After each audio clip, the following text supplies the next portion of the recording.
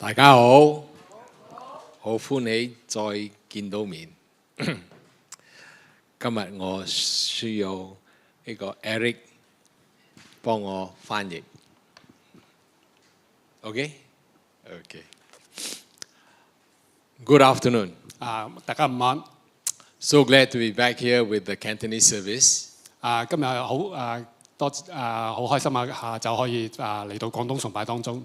We should have met together on the 4th of January combined service, but the sanctuary was not ready.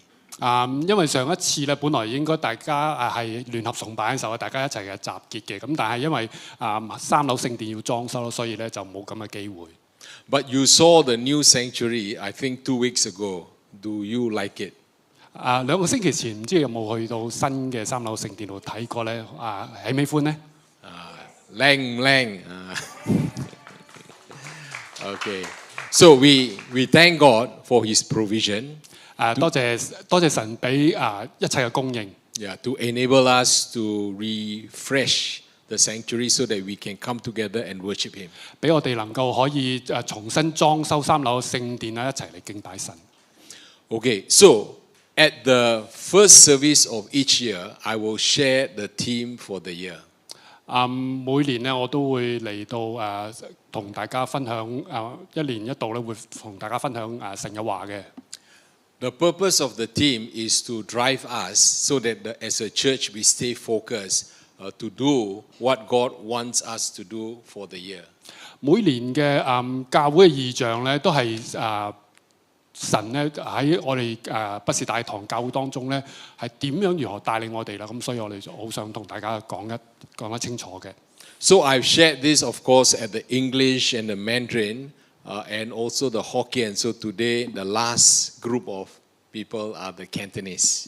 上一次我都已經用喺英語崇拜、中文崇拜同埋福建崇拜已經同各位弟兄姊妹已經分享過啦。所以今日咧嚟到廣東崇拜嘅時候咧，亦都想同大家一齊去分享神嘅異象，今年2026年嘅異象。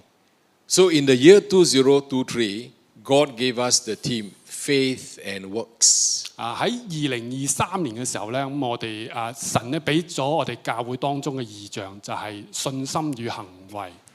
So it's not just learning and learning, but it is also applying. 唔單止淨係純粹聽咗神嘅教導啊，但係我哋更需要行出神嘅教導出嚟嘅。So that year, I saw the church as one body. We were mobilized to go and serve. 今年咧我睇見咧，就教會好似一個身體一樣，要一齊行動，一齊去服侍神嘅。And then in 2024, the Lord said, "Step up." 喺2024年咧，教會嘅異象就係直奔標杆。It means 加油，努力加油，大家要。And the theme verse was "Run to win." 嗰個嘅2024年教會嘅異象咧，就係直奔標杆 ，Run to win， not walk to win。唔係淨係行路，我哋要走嘅。So there is a sense of urgency. 當中就係體會到嗰種嘅迫切性。Because Christ is coming again. 主耶穌會再臨。So we must do the necessary to win more souls for Jesus Christ. 我哋需要咧行動起嚟，能夠得着更多嘅靈魂。And in 2025, the Lord gave us another theme. 2025年咧，教會就俾我哋一個新嘅異象。We run, but we must run onwards and upwards. 我哋雖然要走，但係我哋要向前邁進。We are not running backwards and we are not running downwards. 我哋唔係倒退，我哋唔係後退嘅。So in other words, we must stay focused. 我哋需要專注。And so I see the church grow. And in 2022, when I took over, we were only like 300 over people. Today, we have doubled to 700 plus. 喺2024年咧，教會人數大概係300，哇，3000我發達啦。喺2026年啊，係咪2025年啊？咁人數已經雙倍嘅增長啦。So I believe we can still grow. 我相信呢個嘅增長咧會繼續落去嘅。But in order to grow, we must do something which the Lord wants us to do in 2026. 喺呢個增長當中，我哋需要知道神點樣叫我哋將呢個嘅增長繼續嘅實踐出去。And so this year, the Lord has told us to establish and encourage. 喺今年咧教會嘅異象咧就係建立同埋去激勵門徒。It is about building the next generation. 仲有係關於係建立下一代嘅門徒嘅異象。It is about leadership development. 呢個都係包括埋去建立新一代嘅領袖。It is about making disciples. 亦都係要世代嘅門徒嘅訓練。So basically, we need to strengthen the church. 基本上我哋就係要堅固我哋教會嘅肢體。We look at the example of the government in Singapore. 例如喺新加坡教會嘅例子當中，唔係教會政府啊。新加坡政府當中。Every election, they will bring in new faces and younger faces. 每一次嘅選舉當中咧，新加坡政府咧都帶出一啲新嘅面孔同埋一啲新嘅領袖俾大眾認識。So that even as the older ministers and politicians retire, there is new, fresh, young blood to carry on the work for Singapore. 就算政府嘅上一代嘅部長領袖要退休都好啦，要離開嗰個政府嘅架構都好啦，都有新嘅班子能夠接上。So it is the same for the church. 同教會其實教會都係有異曲同工之妙，我哋要有咁嘅栽培。I'm already 66 years old. 主任牧師已經66歲啦。蕭牧師差唔多。蕭牧師嘅年紀都係差唔多啦。And my fellow pastors also about 50-something years old. 我嘅牧師嘅夥伴咧，亦都差唔多咁大年紀啦已經。So if we don't intentionally build the next generation, this church will be over very soon. 若果我哋冇呢個意識去栽培下一代嘅領袖嗰陣時候咧，不是大教會咧就好快脆就會衰落。So you might ask, no, why? How is this topic relevant to us? We are already so old, older than the pastor. 你要問問啊，究竟我哋而家喺我哋當中，大家已經有一把年紀，點解我哋都需要有呢個嘅教會嘅異象咧？ You can pray.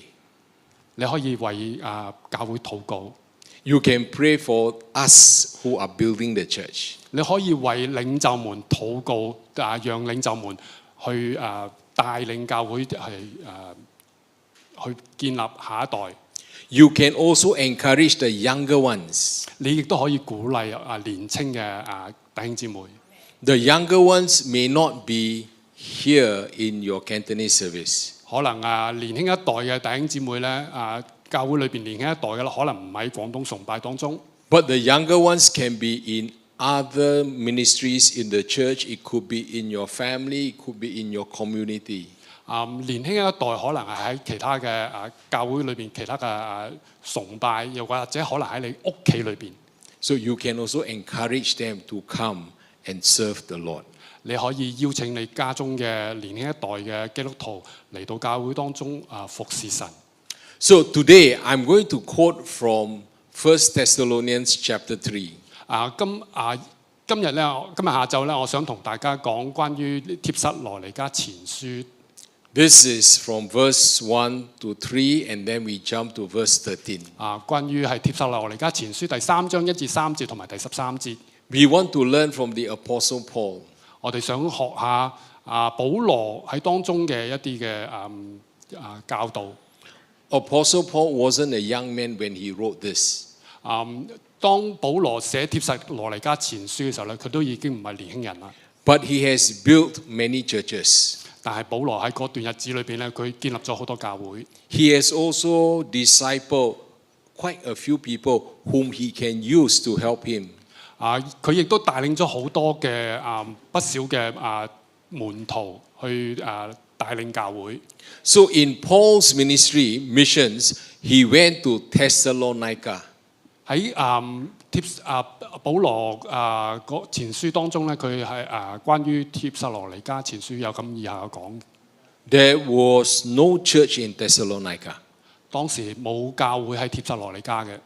And so Apostle Paul went there and he spent only 3 weeks in Thessalonica.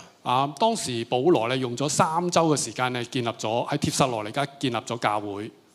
And in 3 weeks, he started a church. 3個禮拜就能夠建立一間教會。And in 3 weeks, there were new believers in Jesus Christ. 3個禮拜嘅時間裏邊咧，就已經有人相信基督啦。And in 3 weeks, he has also raised some leaders in the church of Thessalonica. 喺3週嘅時間裏邊咧，保羅已經能夠建立到喺帖撒羅尼迦建立到領袖啦。He wanted to stay longer. 本來佢好想繼續留喺帖撒羅尼迦嘅， to continue to build the church. 繼續想喺帖撒羅尼迦當中咧建立好教會嘅。But there were enemies of the gospel even in Thessalonica. 其實喺當時咧，帖撒羅尼迦有攻擊教會嘅人喺度攻擊保羅。And they forced Paul and his team to leave Thessalonica. 佢逼迫保羅，叫保羅離開帖撒羅尼迦。So their lives were threatened, so they left Thessalonica. 喺逼迫當中咧，唯有保羅離開帖撒羅尼迦啦。And Paul and his team ended up in this place called Athens. Somewhere in Greece. 所以保羅咧就離開咗帖撒羅尼迦，去到雅典當中。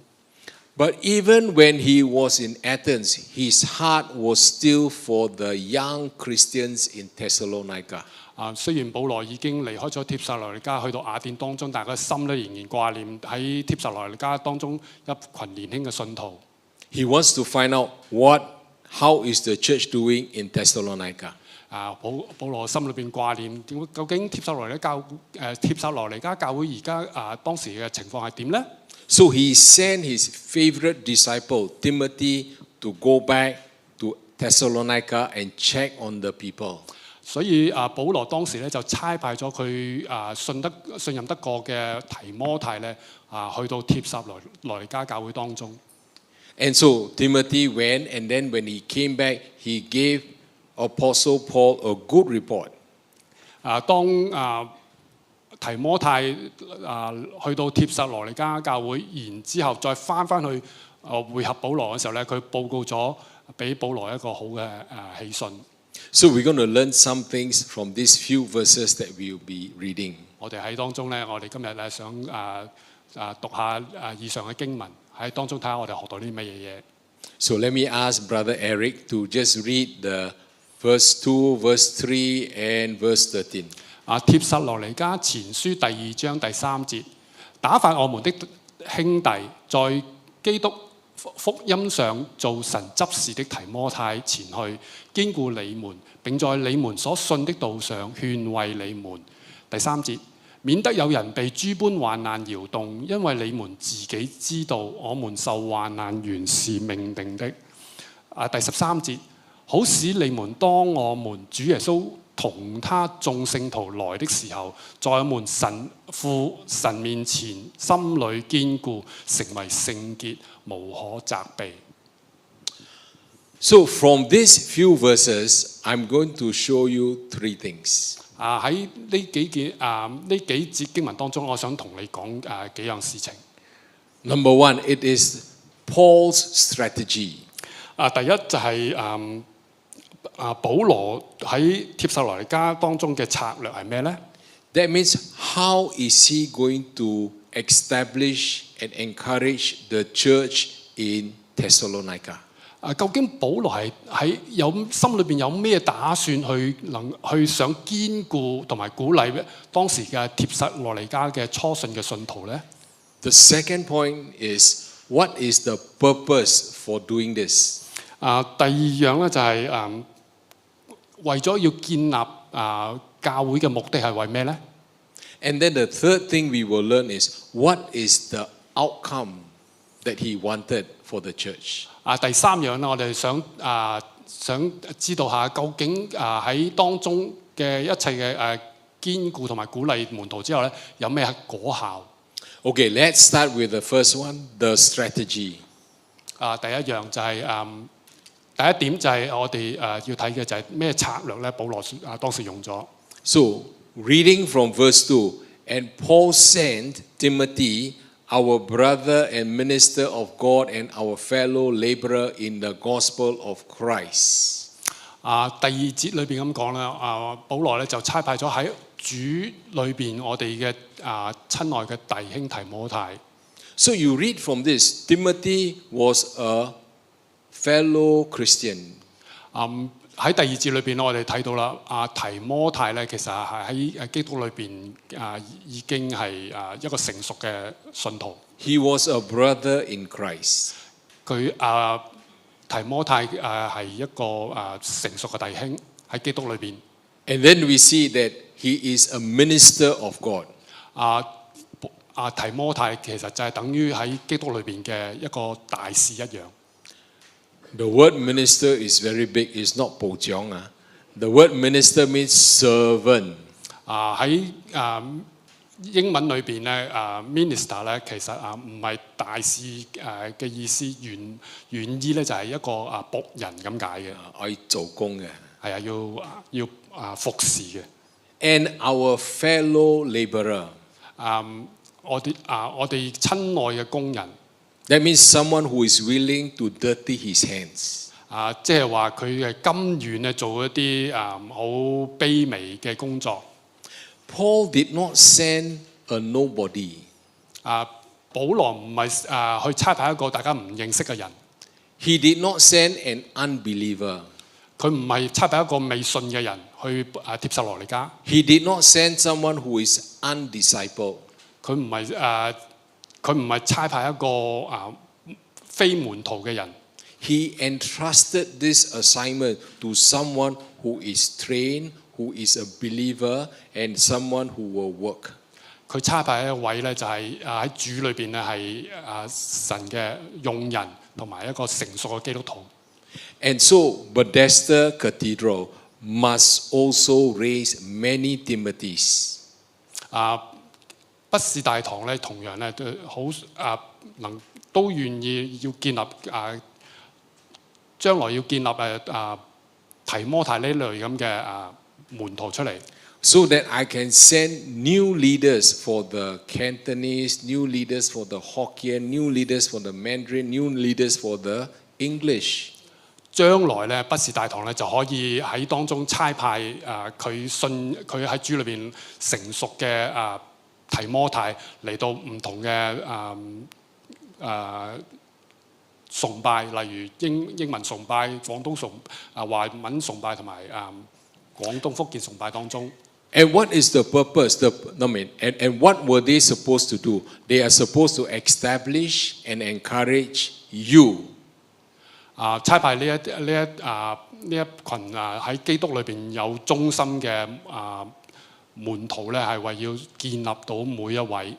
And it is not to talk about politics, it's not to talk about culture, but it is concerning your faith in Jesus Christ. 差派呢啲我哋信任喺基督裏邊信任得過嘅弟兄姊妹嚟到每一個嘅崇拜當中咧，唔係喺度當中要同大家講咩政治大條道理，而係想講一個清楚明白嘅福音俾大家認識。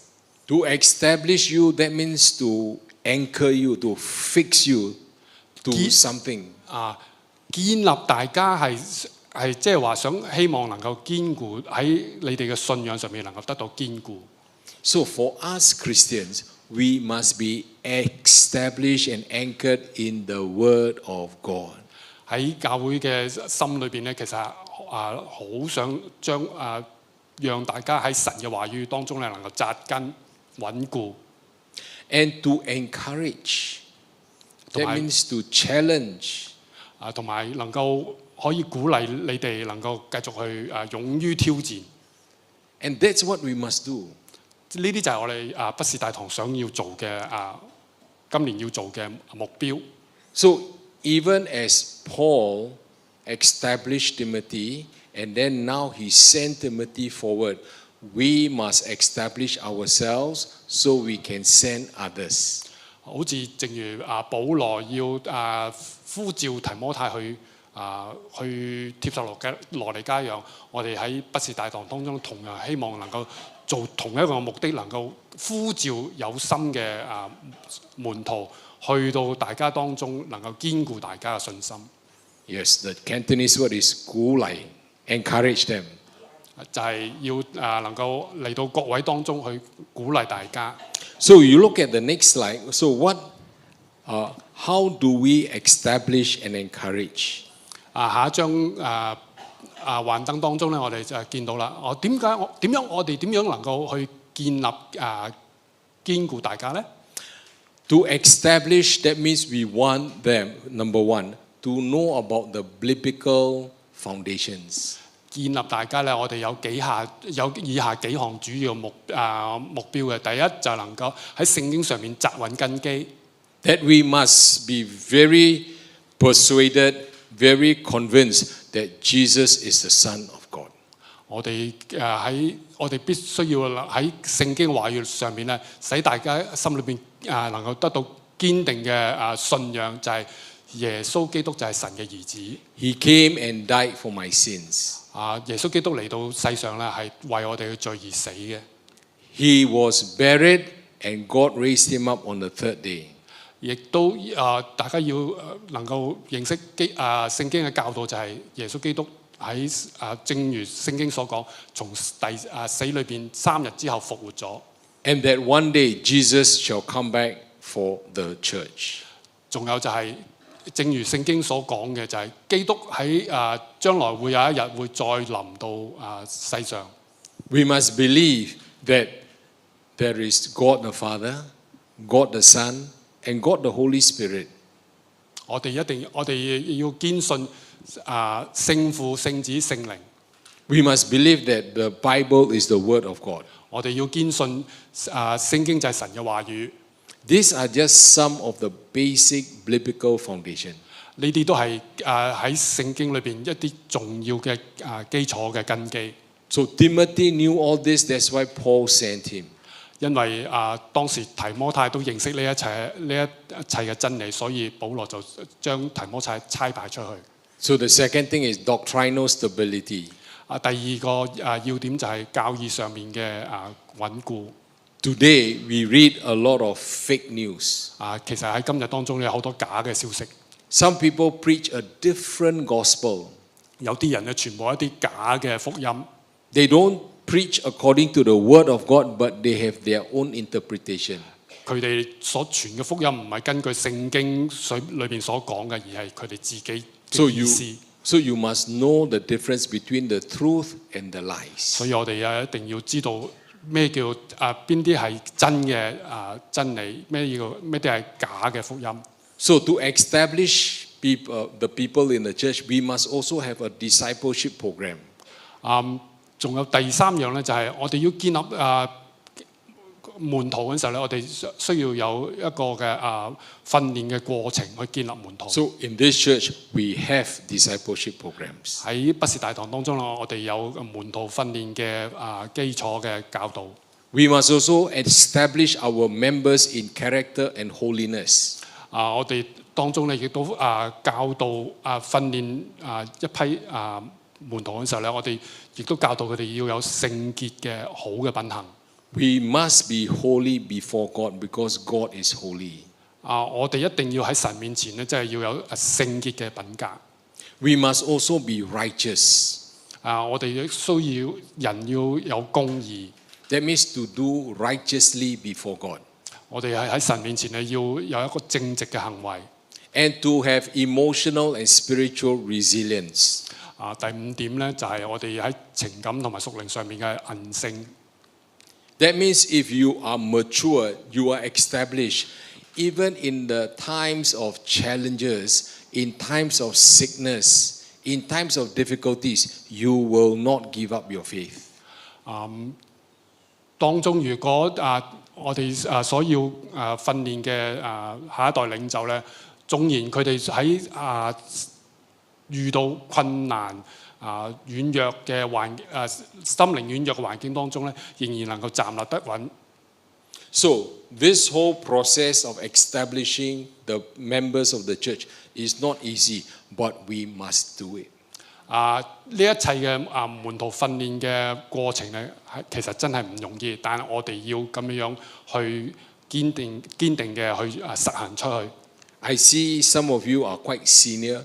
You may have been Christians for a long time. So you can, with your knowledge and experience, help us to encourage the younger ones. 喺當中我見到咁多位都已經係年長㗎啦，可能你哋當中有好多都已經信主好多年㗎啦，你哋可以咧去鼓勵我哋下一代嘅。So next, we also want to encourage. 下一項我哋需要去鼓勵。Now, there are many words there, but let me put it to you very simply. 裏邊當中有好多內容但我哋將佢簡單同大家講下。See, most of the time people don't like to change. They don't like to make changes. 有好多人咧已經習慣咗啦，好唔想改變嘅。They like to stay the way they are. 好想大家有啲人咧，好想就咁一直嘅坐落去，就唔想轉變嘅。So the young people, they like to come to church, play, sing some songs, get to know new friends, and after that they go back next Sunday come again. 但係喺年輕一代嘅群體當中咧，佢哋好中意嚟到教會當中一齊同年輕人一齊玩啦，唱下歌啦，咁然之後翻到屋企，咁佢哋下週咧就會願意繼續嚟到當中。We want to encourage them to step up. 我哋喺當中咧，好想鼓勵佢哋去建立佢哋自己。Encourage them to go for training. 亦都好想我哋鼓勵呢一批嘅年輕人咧，去能夠參與呢個嘅訓練嘅過程。Those who can sing, encourage them to go and sing. 若果佢哋如果有興趣願意唱歌嘅時候，就鼓勵佢哋去唱歌啦。Those who can play instruments, go and play instruments. 如果喺當中佢哋有興趣去演奏樂器嘅時候，就鼓勵佢哋去演奏樂器啦。I appreciate all the people who are doing the worship even today. 好欣賞今日當中參與喺敬拜當中嘅每一位嘅弟兄姊妹。But 10 years from now, I don't expect the same people to be playing. 10年後可能見唔到佢哋仍然站喺台上邊。You understand me? Not that I don't appreciate them, but there comes a time even I have to hand over to the younger people. 大家都明白啦，其實唔係話唔想見到佢哋面，但係10年後咁可能連我自己我都唔能夠站喺台上面，我要坐喺台下面啦。So we got to encourage them. If you can serve, go and serve. 所以我哋希望鼓勵下一代，如果你有興趣服侍嘅時候，嚟啦，一齊服侍。Go and attend the cell group. 鼓勵佢哋參加一啲嘅小組啦。Go and attend cell group leaders training.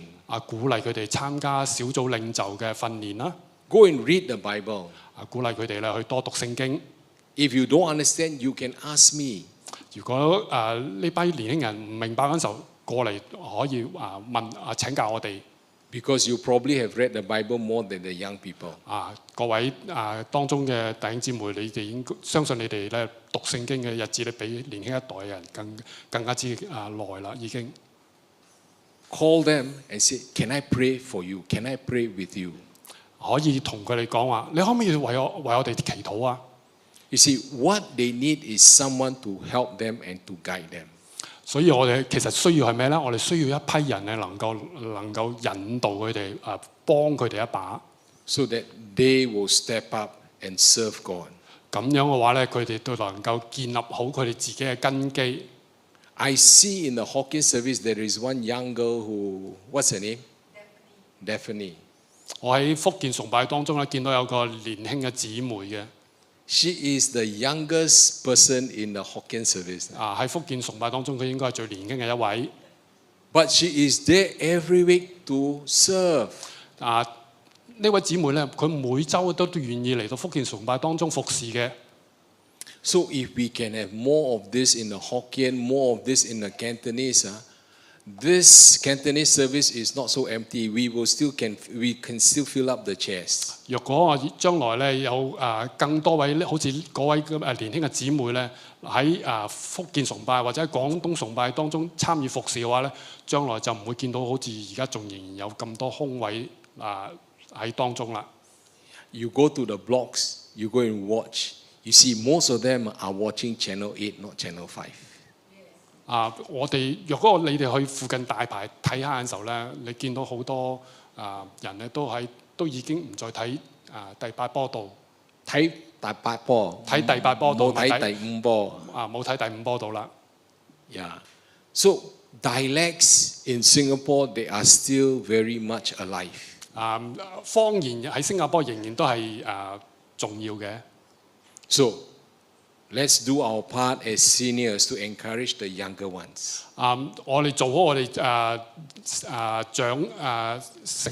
長者基督徒嘅本分，去鼓勵下一代年輕嘅信徒。And let me show you from the Bible in 2 Timothy chapter 2 verse 2, what did Paul do? 我哋睇睇喺帖撒羅尼迦前書第2章第2節裏邊保羅點樣講？ Because Paul always preaches. He always preach a lot. 保羅佢其實教導好多人嘅。And so he wrote this in 2 Timothy chapter 2 that when he preached, there is an impact not just on the people listening, but also from others who will teach others. 保羅唔單止淨係喺教導當中影響到更多人，佢亦都能夠將呢啲嘅教導從其他人聽完之後咧，影響到更多嘅人。So in 2 Timothy, he said, "And the things you heard, and the things that you have heard from me, among many witnesses, commit this to faithful men who will be able to teach others also." 好似正如提摩太後書第2章第2節咁講，你在許多見證人面前聽見我所教訓的，也要交託那忠心能教導別人的人。So Paul said, "You are listening to me. I am the first generation." 保羅話啦，若果你聽到我嘅教訓嘅時候咧，我就係第一代啦。So you who are listening to me, you are the second generation. 若果你聽到保羅嘅教訓嘅時候，你就成為呢個教導嘅第2代人啦。So whatever you have heard, now you go and commit, go and teach with another group of people. 若果你聽到保羅教訓之後，你又再將呢啲教訓將佢傳俾你身邊嘅人去教訓佢哋嘅話咧 Not anyone, but faithful men. Commit to faithful men. 你唔係隨便講，係將呢啲教訓同一啲有信心嘅人去講嘅時候咧 And that is the third generation. 你教導嗰班有信心嘅人時候咧，佢哋成為第3代聽到呢啲保羅教訓嘅人啦。And then these faithful men will then teach others. 當你傳俾有信心嘅人，佢哋成為第3代嘅人之後咧，佢哋再將保羅嘅教訓再傳開嗰陣時候咧，佢哋領受到呢啲教訓嘅人咧，成為第4代保羅所教訓嘅人啦。Yes, that will be the fourth generation. 咁即係將保羅嘅教訓咧，就一代傳一代，就有4代嘅人出現啦。If you 一代傳一代 you got definitely more than 4 generations. 若果我哋一代傳一代咁樣傳落去嘅時候咧，就變咗到世代代都可以將呢個教訓傳揚開去，超過4代啦。So let it start with us. 所以我哋要由我哋開始，由我哋呢一代開始。So look around in this room, outside this room, in the church, in other services, in your community. If you can encourage someone, share with someone, he or she will be the beneficiary. 你將你哋去可以嚟從呢間房間當中，你再望遠啲，望你身邊嘅年輕一代人，將呢啲教訓傳開去。So what we are doing is we are raising leaders that will outlast us. 我哋所要做嘅就係培養能夠超越我哋生命嘅領袖。We cannot be like Shaolin master. Shaolin got 10 kung fu skill, but only teach you 9. 少年 Shaolin OK， 我哋唔係淨係好似純粹打功夫嘅人一樣去做個樣出嚟。Because for the Shaolin master, he got 10 skills. He teach you 9, he keep 1. 若果好似啲傳統嘅功夫嘅師傅一樣，佢有10招，佢淨係可能教你1招，自己保留咗1招絕招唔教你。If we all keep 1, 如果我哋保留咗我哋自己最後嗰1招嘅話， then we got nothing else to pass on in the future. 咁我哋咧就等於就冇將我哋所有嘅嘢盡都將佢傳授開去啦。So I need you to capture this vision with me. This vision, it is for everyone in the church to do his or her part because we want to equip the next generation. 我好需要大家咧能夠明白到呢一個嘅道理嘅時候咧，就將佢實踐出嚟，向周圍身邊嘅人咧去傳開去鼓勵佢哋。You are not too old to do something. 大家要明白，你其實喺神嘅裏邊咧，你唔係好老嘅。Because we want to equip saints for the work of ministry, for the edifying or the building up of the body of Christ. 正如以弗所書第4章第12節咁講，為要成全聖徒，各盡其職，建立基督嘅身體。There is always a lot of work to be done in the church. 喺教會當中，其實我哋有好多嘅工作要去完成嘅。And also outside the church. 亦都喺教會以外地方，我哋都有好多功夫要去完成嘅。We can cross the road and go and visit the homes. 我哋可以經常去拜訪喺附近組屋嘅人啦。Or we can go to Bintang, is it Pulau Bintang last year? 或者 Tanjung Pinang. 或者我哋可以去海外宣教，正如去年喺印尼嘅但仲便蘭嗰邊宣教嘅。Okay, so now we look at the next slide, which tells us every believer will start as a disciple. 我哋下一張幻燈當中，我哋睇下每一位信徒，我哋應該要點樣做 ？Disciple 徒弟啊，啱啊 ，OK. Every believer will start as a disciple, and then from disciple you move up to be a minister. Again, it means a servant, not 部長啊 servant, and then ultimately you become a leader. 我哋每一位，當我哋成為信徒嘅時候咧，我哋要去到下一個階段咧，成為主嘅門徒，亦都再去到更進一步嘅時候咧，就成長成為一位侍奉神嘅僕人，到最終我哋能夠去栽培下一批嘅領袖出嚟。So, are you with me so far? 大家明唔明啊？到現在為止。So, do you share the same vision as I do, even as God has given us the team? 大家能唔能夠明白當中嘅一切啊？你如果能夠明白嘅話咧，我哋就可以能夠領受呢一個嘅事工。Okay, now we go on to the second point, which is the purpose. Why are we doing all this? 點解我哋要睇下一個嘅重點就係點解我哋要咁樣做啦 In verse 3, it says that no one should be shaken by these afflictions, for you yourselves know that we are appointed to this. 喺帖撒羅尼迦前書第3章第3節咁講，免得有人被諸般患難搖動，因為你們自己知道，我們受患難原是命定的。Paul knew that even in Thessalonica, even when Paul has left Thessalonica, there is still persecution, there is still opposition. The Christians in Thessalonica are not having a good time. 其實保羅咧已經知道啊，就算佢離開咗帖撒羅尼迦路啊，但係當中帖撒羅尼迦嘅信徒咧都受到好多嘅逼迫同埋叫做抗議嘅。So Paul is saying, don't give up. 保羅同當中嘅信徒講話唔好放棄。I am sending help to you. 我會差派人嚟幫你哋噶。I'm sending Timothy to you 我差派提摩太嚟幫你哋， to encourage you. 嚟堅固你哋。I just came back from Philippines last week. 我喺上星期從菲律賓翻嚟。I went there for 5 days of mission. 我喺嗰邊逗留咗5日去參與宣教嘅服侍。We went to the mountains to visit all these villages. 去到菲律賓嘅一啲山區嘅地方去探訪當地嘅人。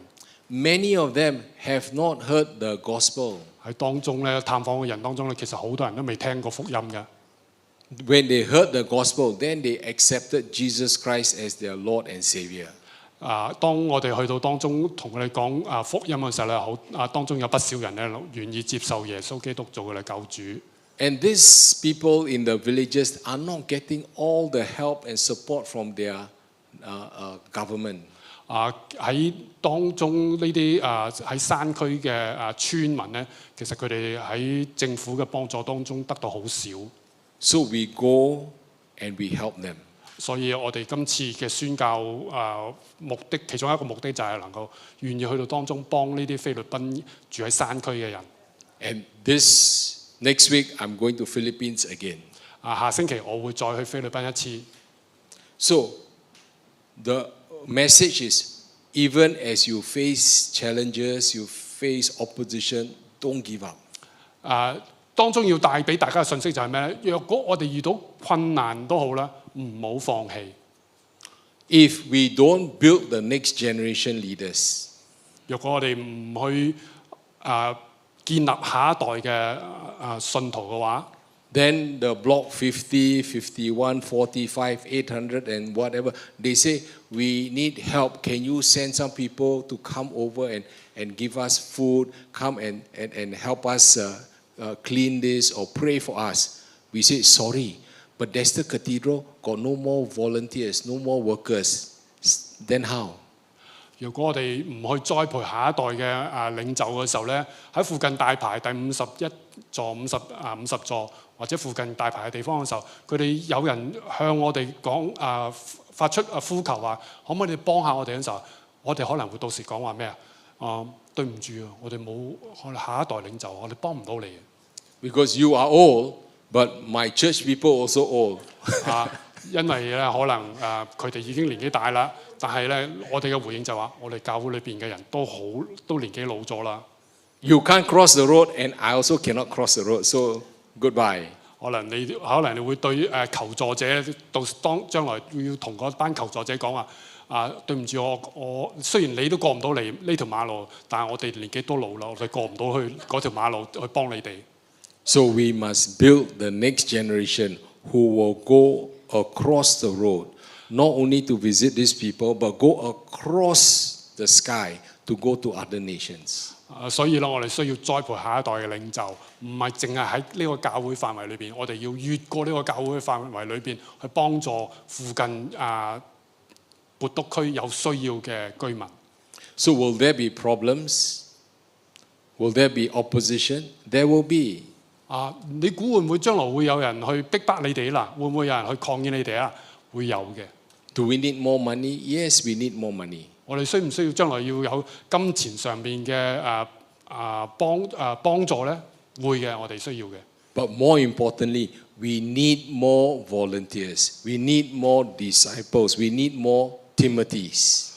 其實當中最重要咧，我哋係需要能夠建立到多啲嘅年輕嘅信徒，多啲年輕嘅提摩太。And we will be able to do what the Lord wants us to do. 我哋將來我哋先至能夠去幫助呢神能夠差派我哋幫助呢啲有需要嘅群體。So we must have a healthy leadership. 所以咧，我哋需要有一個健康嘅領袖班子。So the leadership is not just thinking about yesterday and today, but must also be thinking about tomorrow. 呢群領袖班子咧，唔係淨係諗住今日嘅呢一群嘅領袖，亦都要計劃到將來嗰批嘅領袖要建立。 Then we know there will be stability in the church. 所以我哋諗到咧，要堅固教會。 I know there are a couple of churches in Singapore. They have not done much to put some effort into building the next generation. Today, you visit these churches, you see only old people, very empty, and all the young people have left the churches. 其實我知道咧，新加坡當中有啲教會咧，就係冇做呢啲嘅叫做完善嘅規劃。咁你哋可能去到呢啲教會嘅時候咧，見到咧其實當中嘅座位都比較空蕩嘅。年輕嘅一群咧離開咗佢哋嘅教會，去咗第二啲嘅地方啦。I pray that this will not happen to Bethesda Cathedral. 我為呢啲而禱告，希望將來唔會有呢咁嘅事情發生喺我哋嘅教會當中。And you can help us. 我好想邀請你同我哋一齊去祈禱。Next, we go on to the third thing, which is the outcome. 下一個咁我哋睇睇保羅呢個策略有咩嘅結果。So verse 13, so that he may establish your hearts blameless in holiness before our God and Father at the coming of our Lord Jesus Christ with all his saints. 喺帖撒羅尼迦前書第3章第13節咁講嘅，好使你們當我們主耶穌同他眾聖徒來的時候，在我們父神面前心裏堅固，成為聖潔，無可責備。You know, there are many things the church can do. 其實喺教會當中，你都知道啦。教會有好多樣嘢都需要去實行嘅。As pastors, they expect us to do many things. 我作為一位教會嘅牧者，其實有好多樣嘢咧，希望你哋能夠一齊去做。They expect us to cover from the birth to the burial, from giving birth. 一位牧者咧，所要處理嘅事咧都好多，從一位信徒嘅出生到一位信徒安息主懷。So, new baby born, Pastor, can you come and pray? 若果有個家庭有個新嘅生命出世嗰陣時咧，佢哋可能會邀請我為呢啲新生命去祝禱。Birthday, come and pray. 若果佢哋呢啲新生命生日嗰陣時咧，佢可能會邀請我哋為佢哋祈禱祝福。New house, come and pray. 若果可能佢哋有一個新居入伙嘅時候，可能亦都邀請我哋為佢哋嘅新居祝禱。Wedding, want to get married, Pastor, can you prepare us for the wedding? 若果當中有弟兄姊妹結婚嘅時候咧，可能亦都邀請牧者為佢哋個婚禮作見證。And then when they tong cheng, they say, Pastor, can you come and do the funeral? 若果有當中有弟兄姊妹即係安息主懷嘅時候咧，佢哋家人可能都邀請我哋去佢哋嘅安息禮度作一個主持。Do you think that is the main responsibility of the pastor? 你覺得呢啲係咪喺一位牧者喺教會當中一定即係必須要做嘅事咧？ Of course, we must do all this. 當然啦，我哋都願意去做為弟兄姊妹做呢一切嘅服侍嘅。But the most important thing as pastors we must do is to prepare the body of Christ so that when Jesus comes, the pastor can present to Jesus, this is your bride, without spot, without wrinkle, no blame. They are pure in Jesus Christ. 其實作為一位喺教會當中一位牧者，最重要咧就係建立所有弟兄姊妹。將來基督要再嚟迎接新婦嘅時候，當中新婦咧係無瑕無疵嘅，將佢獻俾基督。What does it matter if when Jesus comes, I said, Jesus, I marry this one, I marry this one, I pray for his dog, I pray for his house, I pray for his car. Yeah, I bless them when they go holiday. Jesus, I did a good job, right? 當基督在量嘅時候，唔通我同基督講話，基督啊，我當初喺地上面咧，曾經為呢啲人祝福過啊，比如我 BB 仔出生，邊一對家庭結婚，邊啲人離世，我已經做咗啦。基督啊，我將呢啲交俾你，你覺得可唔可以啦？ But I know what Jesus will want to hear. 但係我知道心裏邊知道基督想要聽到啲咩嘢。 All that you have put under my charge, I want to say, Lord Jesus, they are born again. They have been sanctified. They are washed by the blood. They have been baptized. And they are God-fearing. And they have served you. And they are waiting for you. And here you are. Praise the Lord. That's what we want. 當基督在量嘅時候咧，我其實應該知道咧，我哋要將呢當中所有弟兄姊妹咧，已經能夠栽培佢哋成熟啦，佢哋已經被建立啦，佢哋嘅被基督嘅寶血已經洗淨咗啦，去獻俾神。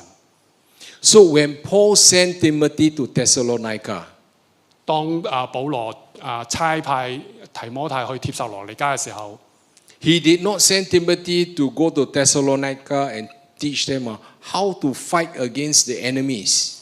保羅唔係差派提摩太去到帖撒羅尼迦去同當地嘅人去抵抗佢哋。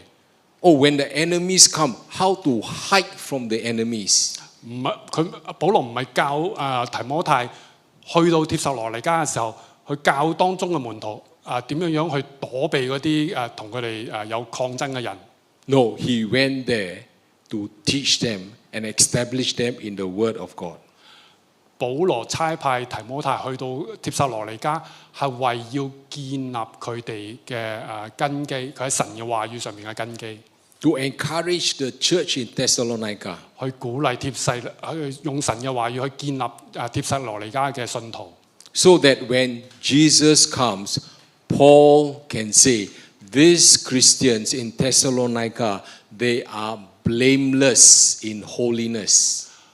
當保羅差派提摩太去帖撒羅尼迦做呢一切鼓勵堅固佢哋嘅工作嘅時候，將來保羅去基督再臨嘅時候，保羅可以將呢一批帖撒羅尼迦無瑕無疵嘅信徒獻俾基督。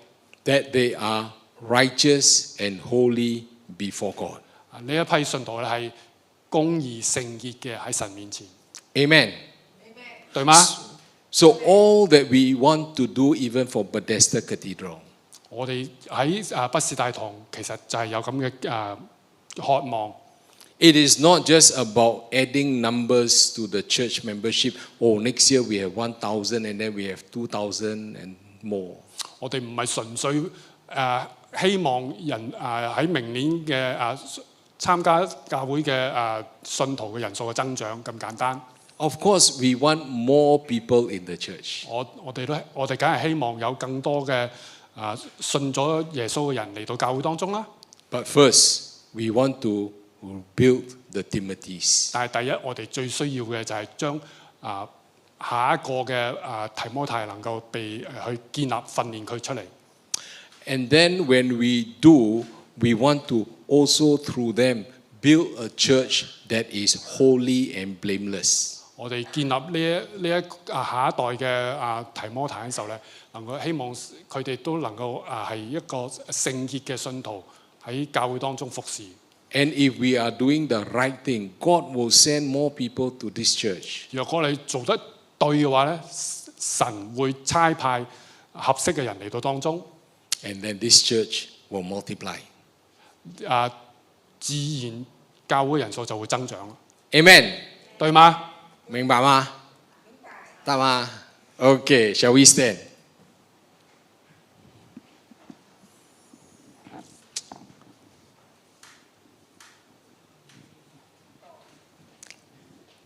Dear Heavenly Father, 天父啊， every church is one generation away from decline.